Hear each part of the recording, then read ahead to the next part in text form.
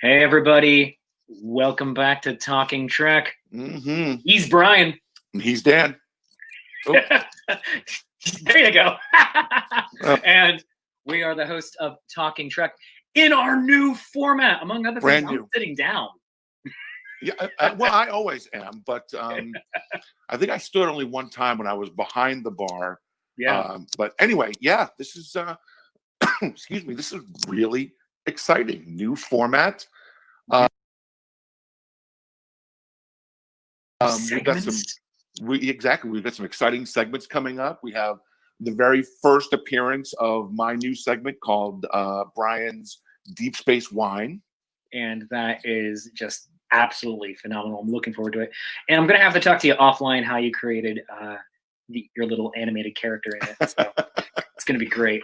And we also have a panel later in the show where we're going to be talking about some amazing Star Trek concepts. And that's going to be a feature each week. We're going to have new guests, new conversations, and we want you to weigh in on them. Mm-hmm. And give us ideas for new topics, too, if you'd like. Please do. But first, we've got to talk some Trek. We do. We have 2 episodes of Lower Decks that we have yet to review. So let's get into it. I mean, we have last week's episode and we have this week's episode. Last week's episode of Veritas, where they looked like they were on trial. Mm-hmm. In a very Star Trek 6 kind of way. Right. And, they totally were taking us down that lane. There's no question about it. Up to and including the prosecutor only having one eye a la General Chang. Right. And then a don't wait for the translation, answer me now. Yeah, it was great. I loved it from beginning to end. It was a lot of nice callbacks to Trek of the past, which Lower Decks just does in spades. They do it so beautifully. Let's recreate a moment to let's just talk about somebody doing something. Mm-hmm. It's so well done. It is. I loved the story beats for this one, where all the Lower Decks people who were on trial. Each story, though, they told was slightly intertwined with the others to get us to the culmination of the end of the episode. It was just great. And we learned that Tendi is a badass. Total badass. She is. And that Rutherford is an amnesiac. Just by the updates. I don't think it's his fault. No, it's not. It's just the updates are installing. That was very funny. That was very well done. It's like, oh, you nerve pinched the Vulcans. You got all the Spocks, and it's just like Spock and Spock. Oh my god, that was too funny. And just like, why were they infiltrating their own thing? And I love it when at the end of the episode they were asking the questions of like, well, why were we infiltrating our own people? Mm-hmm. Oh, no, which, we're not answering the question. It puts us right on par with Lower Decks themselves. The Lower Decks. It kind of makes us Lower Decks because we left that episode with so many questions. Like, who was that dude? Why did the Romulans capture him? Why did we have to break into for lack of a better, a Federation museum? Because, it was guarded by a Federation security guard. To get an old-fashioned bird of prey. To steal an old-fashioned... why did they just ask to borrow it for a secret mission?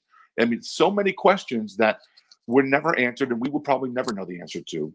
But because we are also Lower Decks. Yeah. What did you think of the censor bar in Tendi's version of the story? The redactions over the guys' faces with Ransom's crew, and then also random things getting bleeped out. So funny, especially when they were bleeping them. But when Ransom was talking, he was pausing so the beep would happen, and then he would just say the word anyway. Oh my gosh. So funny. Oh, just it's that episode was so terrific. It just made me happy. I loved seeing the bird of prey, the classic bird of prey from TOS, and then the warbirds of the Next Gen era. Right. Yes. Well, we see those every week in the opening sequence. That's true. But seeing them like this, though, I love the way they kind of outlined the classic bird of prey, so that we could see where it was with the Directives scanning them. Oh, it was very funny. Wow, that is a deep nerd pool you just did there too, of the class of of ship that Romulan warbird was. Oh, wow, that is information that I had thought was lost until you just reactivated it in my brain. So happy to help. oh So my I know goodness. that the Trek Yards guys went crazy over the museum scene because we got to see a TOS shuttle hanging up in the back. Did you see it in the background? We got to see TNG shuttles kind of off on the side. We got to see Quark's ship from DS9. That really? Yep. The what I forget what it was called. Son of a gun. We got to see the Vulcan ship from First Contact. There were a few others, I think, but and of course the bird of prey that we then see in flight. And leading up to that, we get to see the warp sled. Oh my god, yeah. From the motion picture. Oh, it's so many little goodies and Easter eggs that because of animation, you can just make anything happen. Yeah, I mean, they can show us a million things. They don't have to go out and build a new set to do this, that, and the other thing. They just have to, animate it. And it's so great. And they're really, really, I hate to use the word fan service because I hate it. I'm a fan. I want to be serviced. But they're doing it in a way that doesn't feel like this is only for the fans of like, oh, look what we gave you. It's done in such a way that it moves the stories forward. It services character or plot. And on the rare occasions where it is just a throwaway joke on the side, they let it be just a throwaway joke on the side. It's organic to the story in almost all cases. Yeah, absolutely. I love how, I think in every episode so far, they have made reference to the Enterprise. Yes, it's every single episode. There is at least one reference up to and including this week's episode. Yep, that's true. So I so great. They give us the things that we want. We did get a visit from Q. Oh my God. Which was a great, it was, of course, it was voiced by John Delancey, as you would expect. The amazing and great. And he didn't get just a one throwaway scene. It was a more involved scene. They actually gave us a really neat flashback where the crew is put in this weird game situation where they're trying to figure out what the heck Q wants them to do. Oh my gosh, so funny. There's chess and football and soccer and playing cards that are on the chessboard with arms and legs, and like from the evil Queen in Alice in Wonderland. It's just so much silliness. But he's also harassing the ensigns, and I just found that particularly charming. It was great, and they just brushed him off like, "Ugh, we don't have time for you." Almost like he's a pesky neighbor next door kid that came over to, come out and play with me. No, I don't have time. Oh my gosh, so funny. What'd you think of the reveal at the end of the episode that it wasn't on trial? It was just a big celebration. It was at a rental hall. It was nice. I thought it was. I wasn't upset by it. I know that there's I've seen some reviews where people didn't particularly like that twist. I didn't mind it. I thought it was great to show. It wasn't just another problem that they've gotten themselves into. That it's something that they're being thanked for. Yeah, it's a way that we wouldn't expect, but so well done. And the guy sitting in the judge seat, he's obviously a judge. That's what he's doing. He goes, no, he's just waiting for the next party. Oh, I'm here for my little girl. She's turning 100. Yeah, it was great. Really enjoyed it. It's too funny.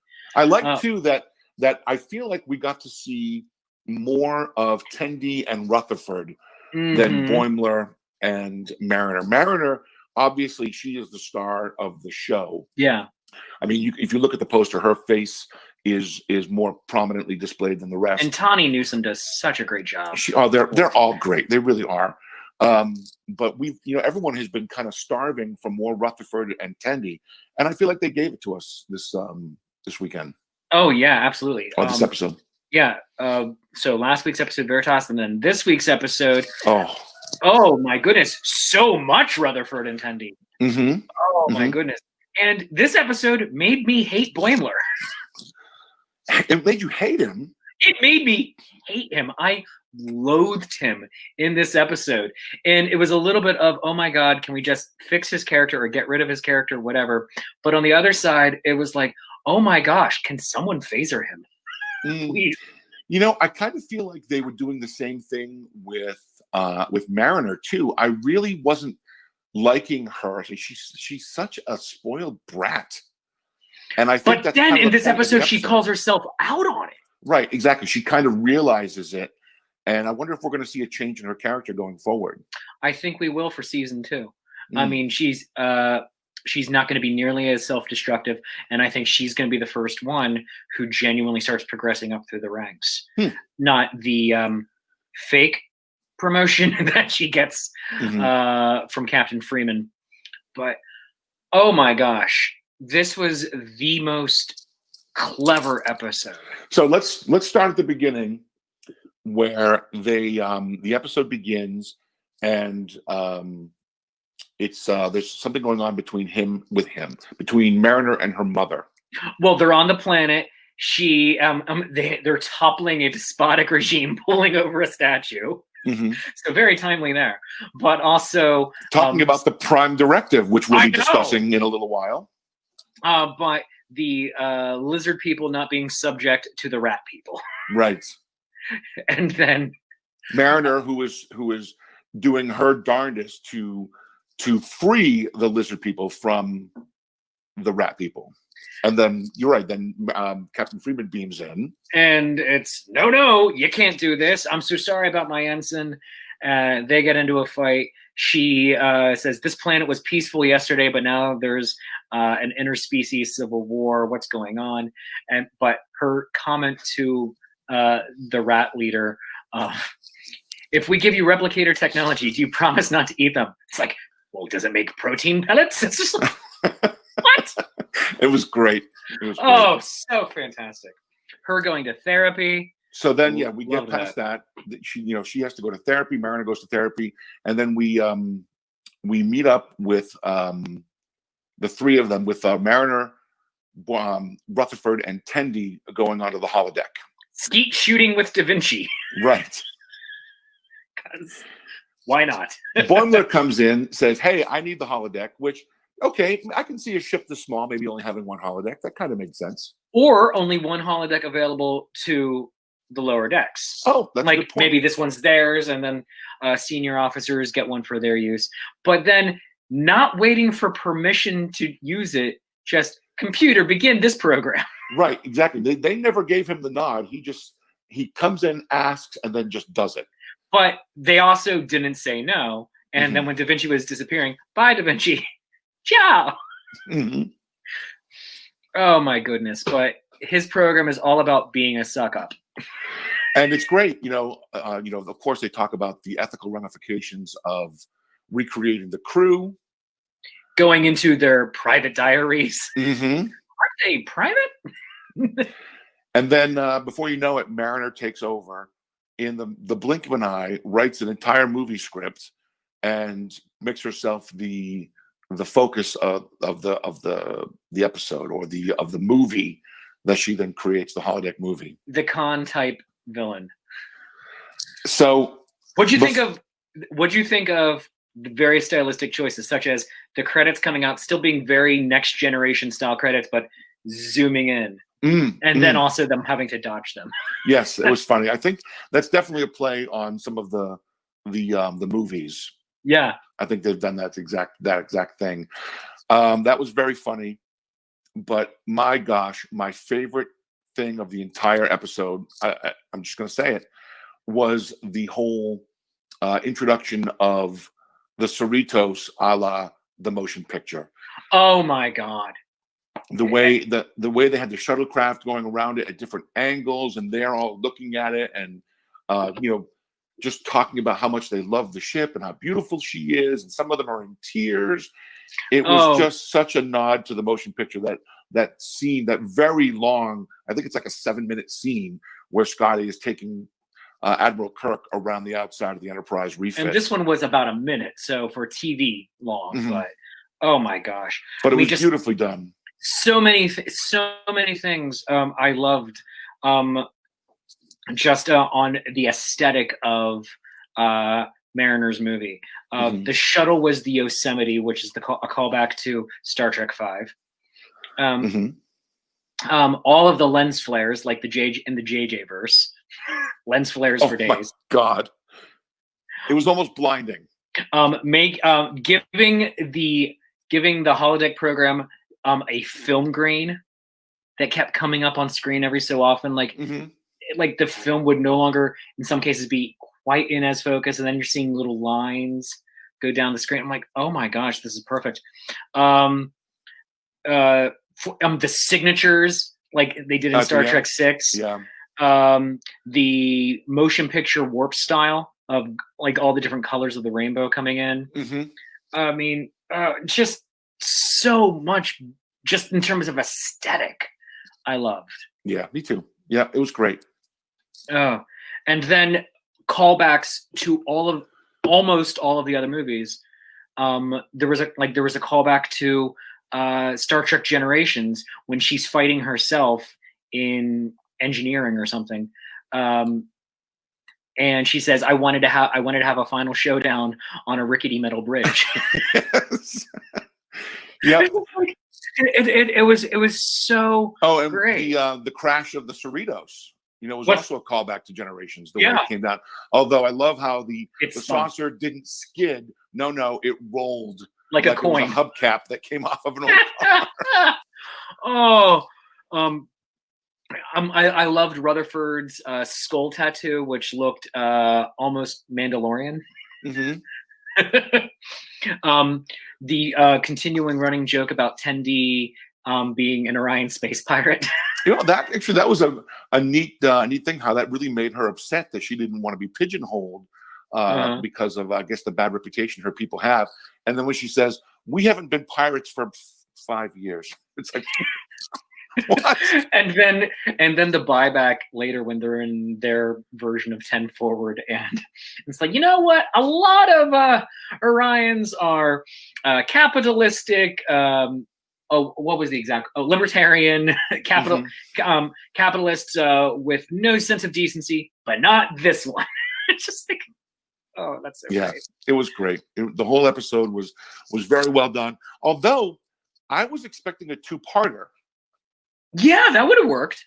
I was expecting a two-parter. I'd heard through other places too. Other people were also expecting a two-parter. Not so. I mean, obviously if you watched the preview for next week, the thing about it's a direct follow of this episode. It is, for sure. I mean, the fact that Boimler is going to reveal that he knows that Mariner is Captain Freeman's daughter. That he learned towards the end of the episode. That's really interesting. So we're going to see that play out. I liked how it. By the way, my prediction, we're getting the Enterprise next week. Oh yeah, because they've been talking about it every episode. Either the Enterprise by name, or crew members, or both. Like in this one would be like, in reality. I like it. It goes, in reality, this would be a mission for the Enterprise. That's how you know it's a movie. It's just like, what? Yeah, so it's nice to know they have movies. I love that.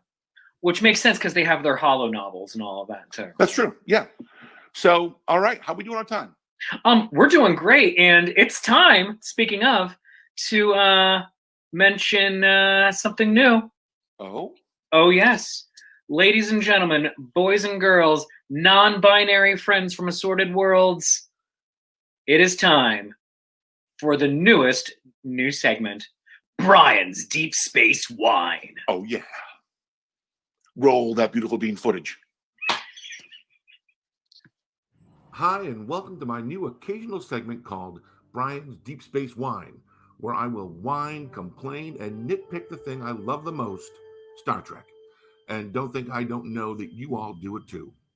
Today, we're going to ease into things with some commentary on Star Trek III, The Search for Spock. I watched this film just the night before recording this segment, and a couple of things stood out to me. Both Kirk and Captain Styles order their ships to 1/4 impulse, inside space dock. What? Engage. Clear all moorings. Cleared, sir. 1/4 impulse power. 1/4 impulse.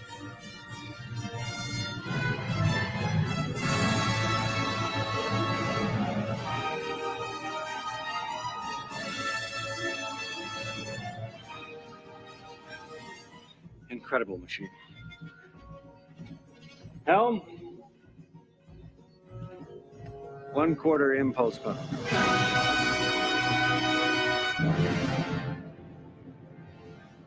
That should be thrusters only, and we all know it.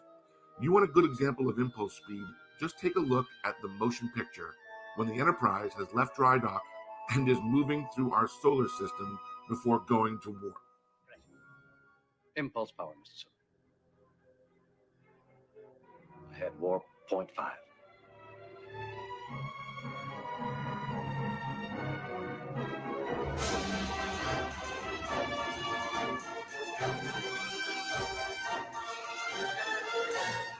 Departure angle on view.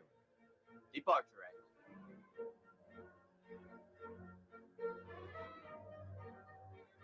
You're ahead. You were ahead.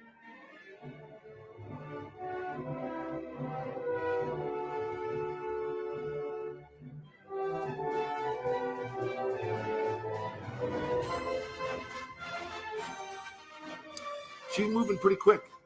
As you just heard, Admiral Kirk ordered impulse power, Mr. Sulu, warp 0.5. So that's 1/2 impulse speed. Imagine just half that speed, but inside space dock? Okay, it's a silly goof, just like the Admiral calling 1/2 impulse speed warp 0.5, but you know. Another thing I found odd was how they played Savick in Star Trek III compared to The Wrath of Khan.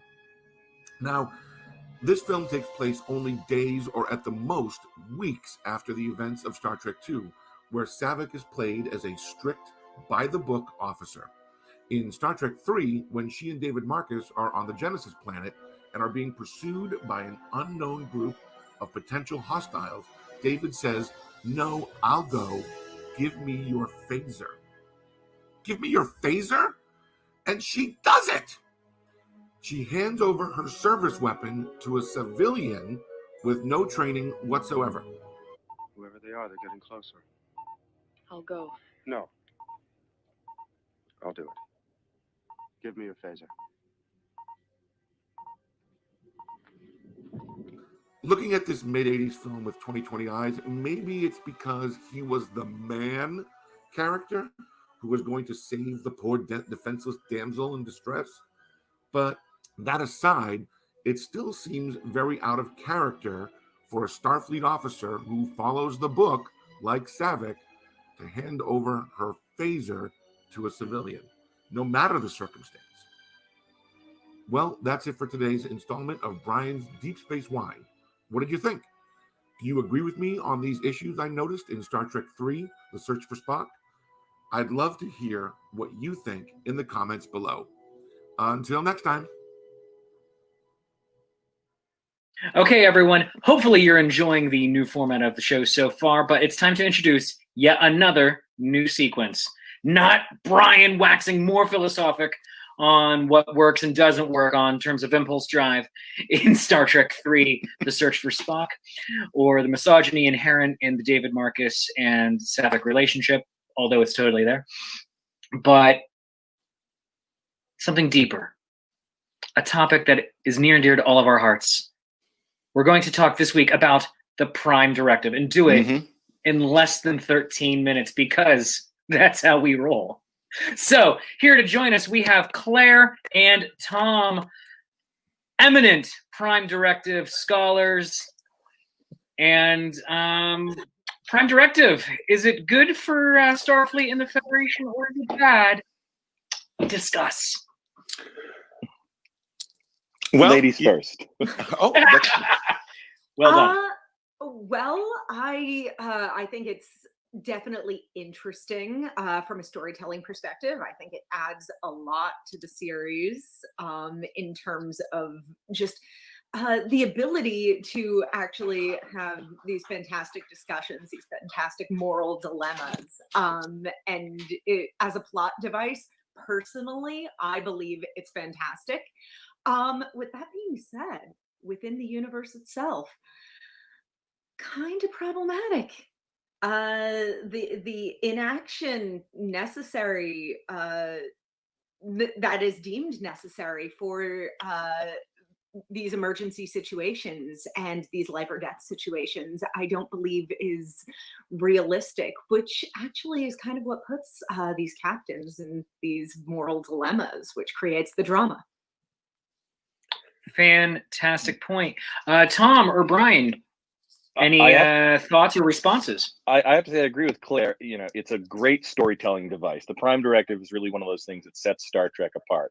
I don't know of any comparable comparable concept in any mainstream science fiction. So that's, you know, as a storytelling device, it's wonderful. In universe, yeah, it can be kind of problematic. I mean, what makes it problematic, I think, from the get-go is the fact that it's only ever been obliquely referenced. Nobody has ever, at least not in canon, established what the text of General Order Number 1 is. So we're left with how it's been, you know, referenced in on the television show, how it's been, you know, referred to, but not actually. I mean, my background is the law, so I want to see what is the actual text of this thing. That way, you know, I'd be able to parse it a lot better if I could do that. But that being the case, you know, it's been argued by some that if you really want to go out and explore strange new worlds, then, you know, you might as well just stay home if you're not going to interfere with the normal healthy development of other civilizations, right? I mean, there's you know, if you really want to discover other civilizations, you know, you can't it's you know, Heisenberg's uncertainty principle, right? The closer you measure something, the less accurate you are. I mean, you're going to have to impact these cultures if you want to measure them, if you want to analyze and really, you know, really study them. So, you know, it's, you know, in universe, it's potentially problematic. Yeah, for sure. You know, I mean, and it's, you know, at what point does the Prime Directive become really problematic? You know, we want to protect the natural, healthy development of these civilizations, but at what cost? The cost of a life, the cost of a ship, and all the crew on it. And, you know, as far as I know, the Prime Directive says, you know, you can't interfere with the healthy development of a civilization, or at least Starfleet's mantra is, you know, we don't contact civilizations until they become warp capable. Seems like kind of an arbitrary mark. I mean, what makes a warp capable civilization? I mean, obviously, yes, they can now explore the galaxy and encounter the rest of us, but, you know, what is it that makes a warp capable civilization any different from a pre-warp civilization like the one we have here on Earth? I'm not so sure. We have the difficult situation where, you know, what is the rule really trying to do? What is it? Is it trying to protect the civilization from us? Is it trying to protect us from that civilization? Is it trying to protect the rest of the galaxy from that civilization? I mean, who knows really what they're trying to get at? I mean, I suppose what I'm trying to say is, if we look at any civilization, there are going to be problems in it. I mean, look at our own planet: homelessness, hunger, political strife, war. So does that mean that for every planet that the Federation encounters, is it their moral obligation to try to fix these things on that planet? Is that what the Prime Directive is trying to prevent? And if we do fix those things on that planet and they don't blow themselves to smithereens because of the actions that the Federation, I'll probably say we a couple of times, thinking that we are the Federation. Why not? Because of the actions that we took, are we, and I think I've even heard Jean-Luc Picard mention this, are we then creating possibly the next Hitler or the next Khan Noonien Singh on a global or a galactic scale? Are the actions that we took, did it then create this, even if it's 500 years in the future, because of the actions taken by the Federation, did, you know, interfered in whatever way that allowed this individual to grow up and then become this galactic, who knows what? So you asked an interesting question, though, Brian, one that I don't think has ever really been addressed, at least not that I'm aware of. You know, what is the Prime Directive intended to do? Sure, non-interference, great, but why? Why is that such such a prized aim of Starfleet and the Federation. And I guess, you could think of it as a way of sort of trying to maintain some sort of, diversity within the cosmos. I mean, let's face it, once diversity is great, but once we become a melting pot, things seem to, there seems to become a bit of homogeneity that happens. So if you let each culture develop warp technology on its own, you're going to have more diversity in terms of culture, right? Infinite diversity and infinite combinations. I mean, there is some value to that. Yeah, yes, you have. It's interesting though, because if those cultures are experiencing hardship and they don't have the opportunity to develop warp technology, then it kind of creates an unbalance. It's very good for the cultures that are already almost there, but for the cultures that are suffering, whether it be a genocide or an illness or something like that, it's actually kind of problematic, again, to bring back that term. Okay. And is it perhaps a way of sort of measuring the maturity of a civilization? I mean, there's the theory of what if we can get past nuclear weapons, and if we can get past genocide, if we can get past global conflict and war, and if civilization can get to the point where it is spacefaring, then it is proven that it's not an inherently self-destructive culture, or it's not a culture that is going to destroy itself. It's gotten past that sort of singularity, right? I mean, maybe that's why the Prime Directive exists. I think that it is problematic, but not for some of the ways that we're looking at, because there's so many other spacefaring cultures that kind of represent that they are on a knife's edge of destroying themselves. You could look at the Cardassians, or the Kazon in the Delta Quadrant for Voyager. That could be taken though as decisions they made after becoming warp capable. I mean, and absolutely are, but it's just but holding up warp capability as you've moved past the point of potentially destroying yourselves. I'd argue that the Prime Directive, by saying don't interfere with a pre-warp culture, is well-meaning, but it's well-meaning in a very parochial, the West is correct kind of way. Whereas, let's say you have a civilization that they know about warp, but they don't want it. They're very developed in other ways, and we've seen like shielded planets and or planets that have entire planetary defense grids that are incredibly advanced from what the Federation normally knows, but they don't travel past their own solar system. They don't go faster than the speed of light. Or civilizations who had warp technology but ultimately rejected it. They gave it up. Yeah. Right. The Baku, for example.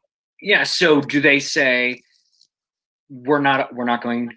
Does the Federation say we're not going to treat with you, or are they totally cool with you visiting them, but we're not going out there? Like where's the line again? So well, I think arguably if a civilization knows about the existence of the Federation, knows about the existence of Starfleet and all, knows that there is extraterrestrial life out there, at that point the risk of contaminating them becomes less, right? Because I think that's one of the big things, right? I mean, that would be a watershed moment in the history of any civilization, the discovery of extraterrestrial life. We are not alone. That's huge, and I think that's what Starfleet probably wants to avoid having occur. So if you've got one of these cultures, Dan, like you said, that has a planetary defense grid, or has voluntarily chosen to eschew warp technology, but they know what's out there, it's probably less of an issue. It's you reminded me then of the episode of The Next Generation where they introduce themselves to a scientist who's working on warp travel, and Riker is also undercover as one of the members of that species, and then has a relationship with BB Newworth because she's always wanted to make love to an alien. First Contact is the name of that episode. First Contact. There we go. Thank you. The prime minister of that planet's government, because they have moved into a planetary government, I remember their prime minister makes the choice of, we're not ready for this.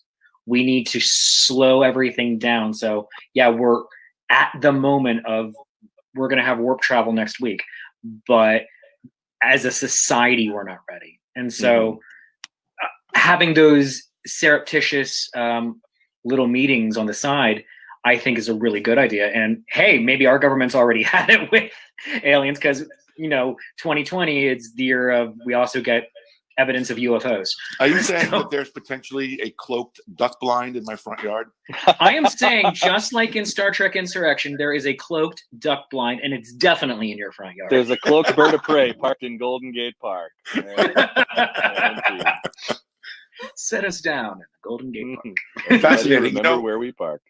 Very quickly, I was just thinking as Tom was talking earlier, the point that that Picard made about interfering in a planet and then having it progress and creating the next Hitler or the next Khan Noonien Singh. What if by helping this planet develop, we actually create the, and I know in the future it's probably already taken care of, but the next brilliant mind that cures cancer? Sure. It's Da Vinci. It's both. Right. It is, because technology is inherently neither good nor bad. Technology does not have a morality to it inherently. I mean, some things are obviously more for one purpose than for another, but just the concept of warp travel or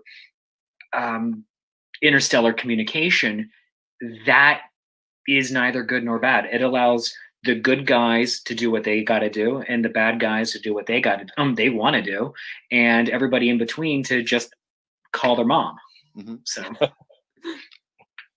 So I think this is an amazing conversation, and at some point there's going to need to be a Prime Directive Part 2, Part 3, Part 17. So. Can we at least all agree that for purposes of the Prime Directive, all of our favorite Starfleet commanders should have been court-martialed probably a dozen times over. Absolutely. If Starfleet really was interested in enforcing this thing the way they say they are. Except apparently maybe Christopher Pike, because every 4 minutes in season 2 of Discovery, it's remember General Order 1. General Order 1. Does General Order 1 apply? So I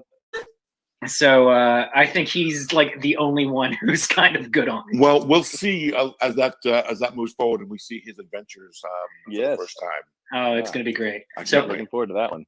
Claire and Tom, thank you so much for joining Brian and me today. This is a pleasure of getting to talk to other nerds about stuff. A lot of fun. Thank you for inviting me. Yeah, happy to. Oh my goodness. Guys. Great. So that just about does it for today's episode of Talking Trek in our new format. Do you like it? Woo! Brian, do you like it? I like it.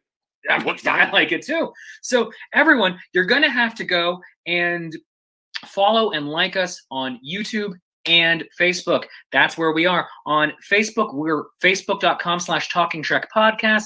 And on YouTube, we have a really long URL that you can see right there. And it's a little bit ridiculous. So go in and like and subscribe.